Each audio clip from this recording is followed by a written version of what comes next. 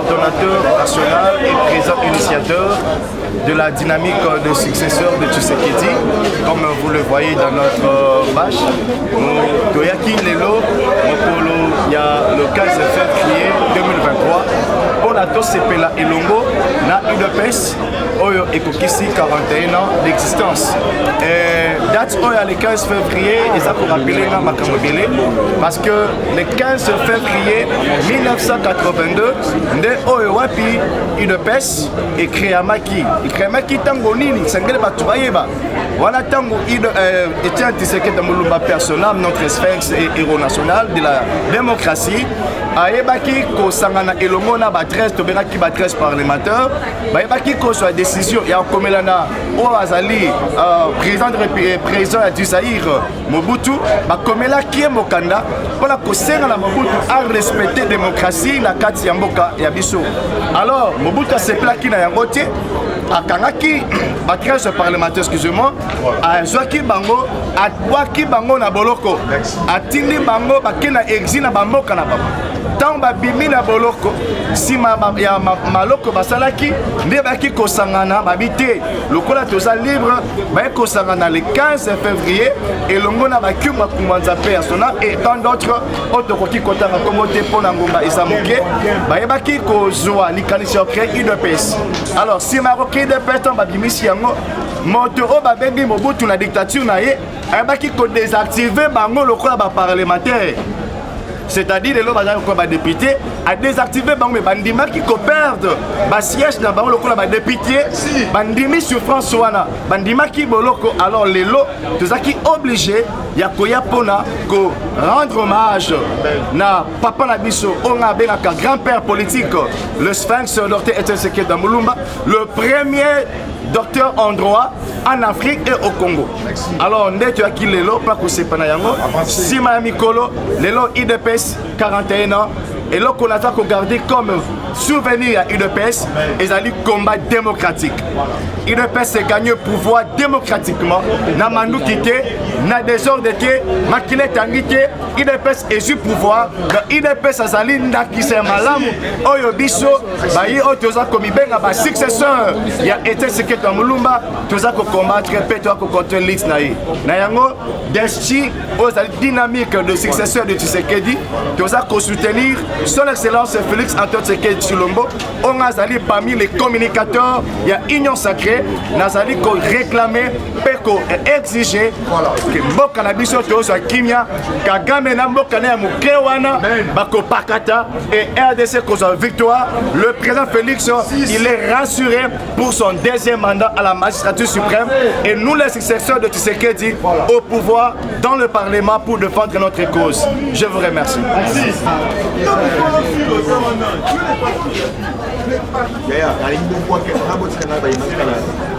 Bonsoir, le DG. Comment MDC a pris part active à cette manifestation de célébration des 41 ans d'existence de votre parti? Quel est le bilan que vous dressez aujourd'hui après toutes ces années de combat politique? La MGT a pris part active à cette grande cérémonie. C'est une cérémonie inoubliable et mémorable. Le père fondateur de notre cher parti de pêche que nous célébrons normalement en ce jour s'était bâti pour que nous puissions avoir la démocratie. Et au jour d'aujourd'hui, l'un de leurs fils, l'un des membres, l'un des cadres, le président du parti était devenu chef de l'État de notre pays. Nous en sommes fiers. Nous remercions aussi le distingué secrétaire général Augustin Kapouya pour le travail abattu. Le bilan de l'UDPS est largement positif. Non seulement qu'on a acquis la démocratie, mais au jour d'aujourd'hui, on a le pluralisme politique. Dans notre pays, l'on peut compter plus de 500 partis politiques. Mais c'était le combat de 13 personnes seulement, dont le bilan est largement positif. La nouvelle génération du Tshisekedi de l'NG considère comme fille aînée de l'UDPS et continue à se battre à côté de sa chère mère, comme nous le disons, l'Union pour la démocratie sociale, pour que la nouvelle classe politique, la pépinière du parti, le jeune, puisse aussi suivre, emboîter le pas des pères fondateurs et notre pays sera plus développé, ira de l'avant. Le parti s'est lancé dans la dynamique de conservation du pouvoir. quelles sont les stratégies prises au niveau de la NGT pour concrétiser cette règle? La NGT ne fait que suivre à la lettre les instructions de sa hiérarchie. J'allais dire le distingué Augustin Kabouya. Aujourd'hui, nous sommes en train de confiner les stratégies que nous ne pouvons pas dévoiler parce que là, c'est devant le média. Nous avons beaucoup de candidats prétendants au niveau de la NGT que nous allons au moment opportun présenter à la hiérarchie. Alors les opérations d'enrôlement à Kinshasa touchent à sa fin. Est-ce que vous avez encore un mot à lancer? Chef,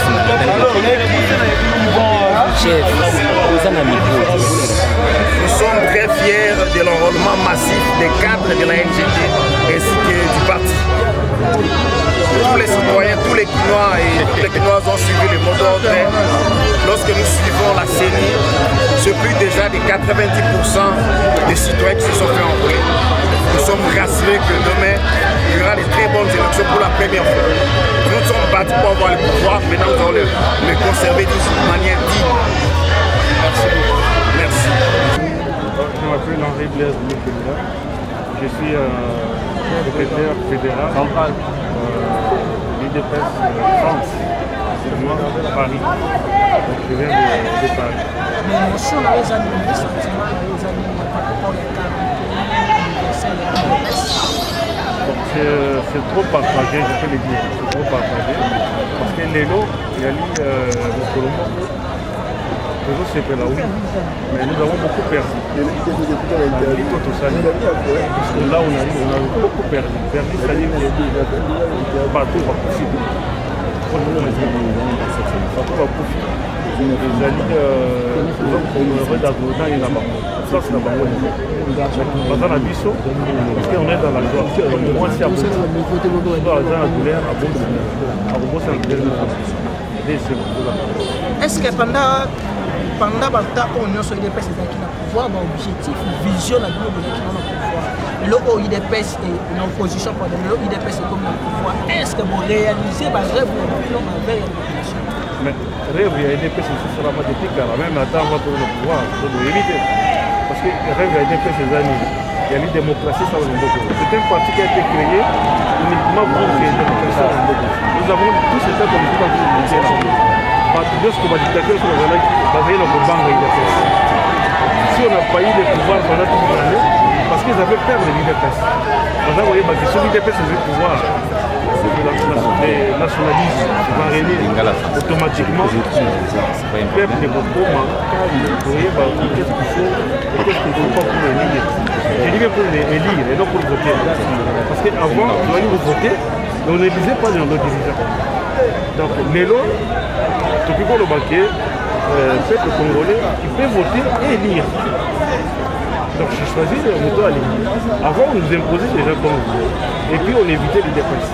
Donc, notre programme, il y a l'IDPS parce que c'est un parti politique. C'est la pour la démocratie. On les a déjà accompli à 100%. Lélo, tout le monde est capable, libre de parler ce qu'il veut. Bakangi ministre, parce que vous avez pourquoi Bakangi plus qu'Aïba? Est-ce qu'avant, est-ce qu'il faut voter le Maboyolo, le ministre de Kéyo ou Yibimbo? Il n'y a pas de problème. Avant, on est libre déjà. On a brisé la paix, on est là. Donc voilà, c'est quelque chose de formidable. Donc notre souci, c'est pour que cette démocratie ait régné pour toujours. Même ceux qui conservent le pouvoir, parce que nous avons conservé ce pouvoir-là. Pourquoi? Ce n'est pas pour la individualité. Parce que ma idéologie a parti. Et ça peut régner même pendant 100 ans. Croyez-moi, moi personnellement, si je suis dans ces partis-ci, je suis Lumba, mais ce n'est pas un Lumba qui m'a montré ces partis. Là, il y a des partis dans la bande, je suis encore à 18 ans, 19 ans, dans les bandes où je faisais les études primaires et secondaires. C'est de là que moi j'ai connu ces partis. Et vous connaissez la partie, c'est mon Tabango. À l'époque, c'est quelque chose de formidable. Quelqu'un qui arrive et qui parle de ça, vous avez encore la place. Donc, lobby, là, le Bukuna, idéologie à parti, de Vanda. Donc, pour nous diriger, pays comme il faut là. Parce qu'il faut quelqu'un qui est mis nationaliste. C'est quoi? C'est un parti politique. Un parti politique, pour servir le pays, il faut que des bons citoyens. La partie politique. Et nous, il est sûr et certain que nous sommes des bons. Et nous, les meilleurs. C'est pourquoi nous avons dit comment on a des bandes à quitter ça. Nous avons la vie est ici. Quel est le parcours sur comment on a des bandes à vous? Ça montre que les idéologies attirent. Ils adhèrent qu'on a des idéologies à Question mon copain. Alors, pour moi en français, qu'est-ce que vous répondez à une opinion qui pense que Félix Tshisekedi aujourd'hui a bâti le combat de Etienne Tshisekedi à Moulumba, notamment avec la liberté d'expression? Mais c'est l'ignorance totale. Ils sont en train de ramper dans l'ignorance. Ils ne savent pas ce qui se passe. Donc, parce qu'il n'y a pas meilleur que ce que Félix est en train de faire. Voyez-moi, nous sommes un parti de la non-violence. Vous pensez que les gens qui font la guerre gauche à droite, prenons l'exemple des grandes puissances, les Américains ou les Russes sont allés avec le Vietnam, l'Afghanistan. Qu'est-ce qu'ils ont fait? Ils ont fait la guerre. Ils n'ont pas gagné ça. Il fallait maintenant mettre ça pour que les gens comprennent qu'est-ce qui se passe pour négocier. La guerre, toute guerre, ata ou gagnant pour négocier toujours. Mais pour éviter Bakoufa, c'est mieux ce qu'il est en train de faire. Mais rassurez-vous qu'il causera facile guerre comme si rien n'était. Donc nous allons gagner. Et ce qu'il Félix est en train de faire, c'est le mieux. Il n'y a pas meilleur que ça. Ça, je peux vous rassurer. C'est quelqu'un qui a amélioré ce que les fondateurs voulaient faire. Mais lui a amélioré et il sait maintenant c'est là où il part. Voyez-moi que si nous donnons à Félix majorité parlementaire, je ne pense pas que qu'on a payé pour égaler. Merci. Votre nom, vous êtes dans le parti? Je suis secrétaire général fédéral. Maintenant, tous on continue. Très bien. Tous on gagne malade pour moi na professeur basala nzambe. Alobi, l'entourage est mal composé. Akeko yebisa muko ntombolo. Je préfère de mourir. Bakangi kabundu alesa na aner. Bakendeki na aner. Alobi, je préfère de mourir. Mais faut na yebisa muko vérité. Entourage oyo. Bakayima bazali. Abanga pété. Yebisa muko ntombolo. Bakayima bazali. Abanga raté. Zalama ye. Lelo tomoni bakayima. Nazo yebisa bino tomoni bakaya. Kabunda za kayima te. Tokende malembe. Kabunda za kayima te. Lelo oba bengi biselele Beaufort, le grand, l'homme fort, le bras droit. Bazo benga kayena ye na oya bras droit du chef. Biselele. Lelo za wapi? Pourquoi tu na oya? Il faut mona biselele. Ba investisseur baye azobenga na Kaima. J'ai ma béo. Ba tu baye marque Mike pour ba investir. Yazo chakal. Ok. Félix fait na professeur na lobi, je vais déboulonner de.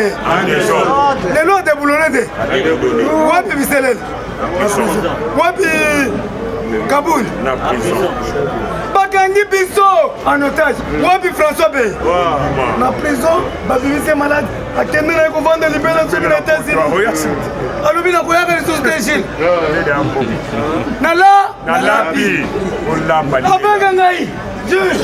Omoni nde balanda ngai. Jules, merci beaucoup. Mosala kitu na koti prison mais na sira bimi. Ngai François Bey na tiki. Je ne recommencerai plus. Donc on a laissé combien de koyaka les soso. Merci beaucoup François Bevanda na yo.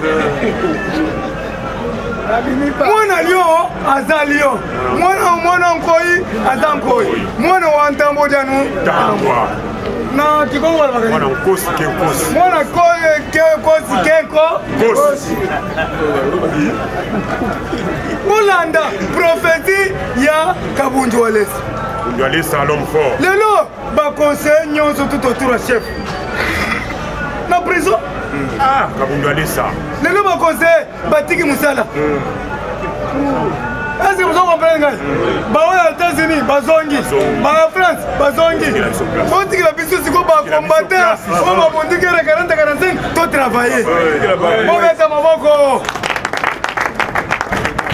D'ailleurs, nous avons tout le monde. Question à papa Moukantombo. Bien, Nin. Yo to bundi na guerre 40-45. Ce que tu as sécurité interne du chef. Est-ce que nous trahir Félix. T'es bon Loba. Sécurité interne. Jamais. Mais vous allez pas parler de Ngamo contre Télégramme. Yo, Timo, Bima les basket. Yo. Il vous le chante. Si vous Loba non, mon âme Makamute na Oya. Makambo parete. Makambo Saint-Esprit, c'est moi qui m'a. Azolo, ceux qui Kakamoni, Mutumo Zoé na Mundu. Nabandiko tutu. Nabandiko tutu. Nazola Hande. Yaka. Toko sécurisé mala. C'est quoi un bisso? Toko mi brouette. Merci beaucoup. On est des brouettes. Maintenant comme on est des brouettes, est-ce que tu vois mon quantum? Tozakaka. Toi mboule bandi ko mettre 5 bisso ao. Tozo tindika toujours la voiture. Le peli to. Manda oy. Toko bête 100 ans. Oui. Oh, c'est mission. Félix a un mandat, il a une mission. C'est transition. Oh, tu sais les transitions, ça gabi. Maintenant, tu es au compte proprement dit. À l'action. À l'action. Yo combattant, place Ozali. Bon, ngama kukufa vante. Ngonge ko. Kukufa vante. Melaka miliki po tozo kota na kana. Mais la Beaufort, comme la Guinée, comme la Bombé, ce qu'on m'a dit Bombé, on cause un moyen 6 heures sur langue. C'est pour 15 heures sur ton bandit qui m'a eu qui m'a dit. Bateau qui m'a eu sur là. T'as la moto, je présente, je n'ai pas voté. C'est pas yo qui voté dans le monde. Jour kaka, yo le bien voté ngai. Mais jour kaka l'élection ça yo voté.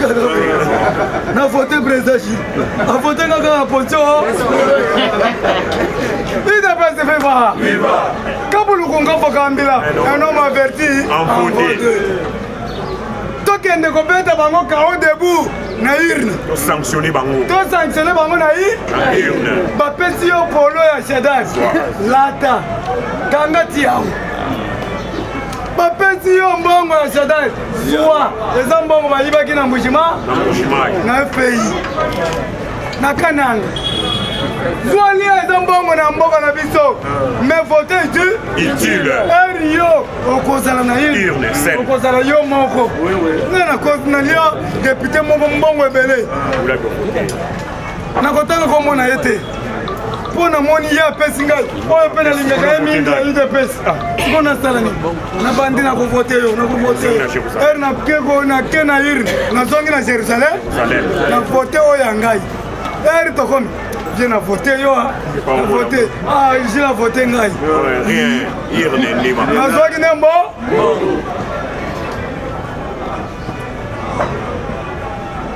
Mes chers amis, Nairobi, comme la bombette, comme la whisky. Tala école télévision en Mboka. Bana ba 12 ans.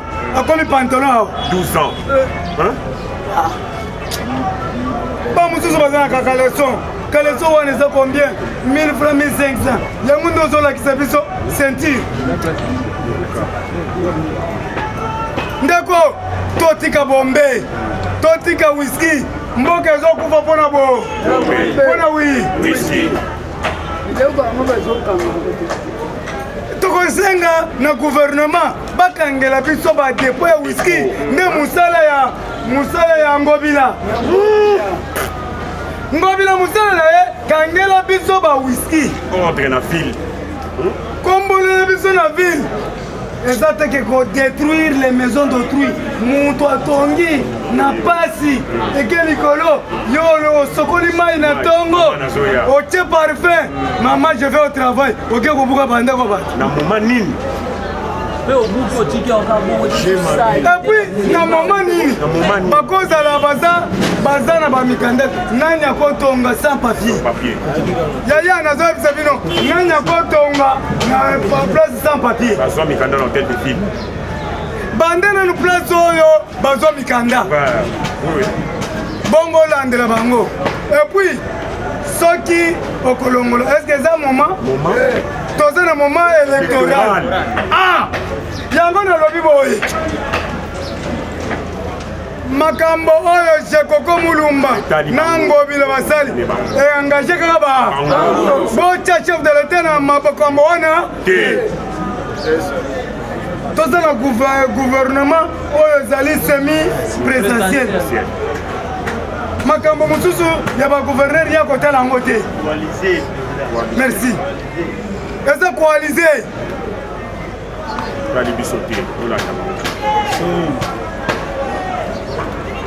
bosere bana na bino bana bakomi kolata bapantalon awo mwana azokende classe ayebi le verbe avoir autant présenté na 3e des humanités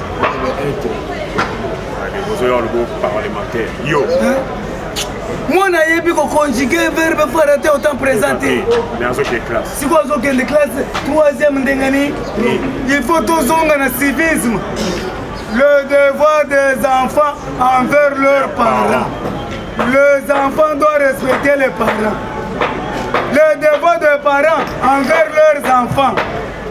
Nourrir les enfants, vêtir les enfants, protéger les enfants, prodiguer des conseils aux enfants. Si yo, moi aussi, azobima, azozonga 4 heures. Ayena poulet moko, ezosenye. Papa lelo tokolia nini? Opesa combien? Civisme. Lelo tokolia soso, papa zoloba tokolia soso. Yo opesi combien? Mwana yena soso, à souffrir butu. Mes chers amis, FPI, Moussa les bandits. 145 territoires de bandits. Boyoki babandi nzela ya Kananga Kishasa. Bushimai. Banje eza déjà kotelem. Biloko nyonso batena nzela ya bandi. Tosengi na bawewa. Obayaki ya Kishasa par accident. Bokende chemin de fer de bandi nzela. Mukubala kutinsansa pour accident. Kimo mwana. Boyaki po nzale kota kina Mbushimai. Maintenant ça va. Bokende na bakwa jang. Kimia. Wa kontore zongi. Jamaa zongi. Biloko zongi. Ambiance zongi na miabi. Okiseka bwebo moni elobite. Na Mbushimai na mwa lutte fédération. Plein claqué. Bomona kite betra okisema boko. Plein claqué. Action bandi, bajama bandi, bakuivre banini, biloko bandi, mutu me fana ba. Bantu ambandaka, boyaki Kishasa par accident. Sombo velo na yo. Gilondo koluka, avion fele, tokende na bwe. Na bwende. Ata tosumbaka na mali puis tozo pêcher. Eza culture na bi. Muntu na muntu za culture na ye. Bangala bosilikaka te. Muntu na muntu za culture na ye. Mungala kosumba na mali. Et puis azuzi pêche, abandi ko pêcher. Azim biso na lié. Eza culture na ye. Biso pe baluba, tolia kambwa. Nazoloba, biso pe baluba, tolia kambwa. Soki na lié mbwa tibela be. Etelio nini? Ekoti na muloko na ngamo. Siko biso batetela nazoloba loso na mafuta ata simbinga na maboko eteli yo nani ole osojinga we eteli yo nani biso pe bato bandu soki tozolia mingi nina michili eteli yo nani eza culture ya mutu na mutu muluba muswahili mukongo beto na be na beto tobi bete na maboko lumbe ah oye koya na yango tolobi boye eri musele bandi ya FPI batumbi banque FPI awa côté Marsafuko batumbi banque. Pourquoi les actes barbarie? Barbarie, manque de civilisation. Manque de civilisation. Banque Salioni. Pour dossier mon anate. Ah oui. Pour dossier mon anate. Batumbi. Les amalams te. kosakana na makambo nyonso mais kosakana na les institutions te teka biloko ya l'état eva OCC tozo interpellé déjà OCC kokotisa loso euta chini te esili su loso te botala komi bilamba basache bazodika babroye komi loso OCC Téléma OCC contrôle loso bien loso ezalaki soko betwa komona loso komi loba poussière tozole basache wana ekangi bino na libomu okufi avant balakisi lobi bazomudre nani elamba moko pembe na machine siko elamba wana ekomi loso ndenge nini OCC botela biloko ezokota kulu na trop c'est trop ekomi chanson fétiche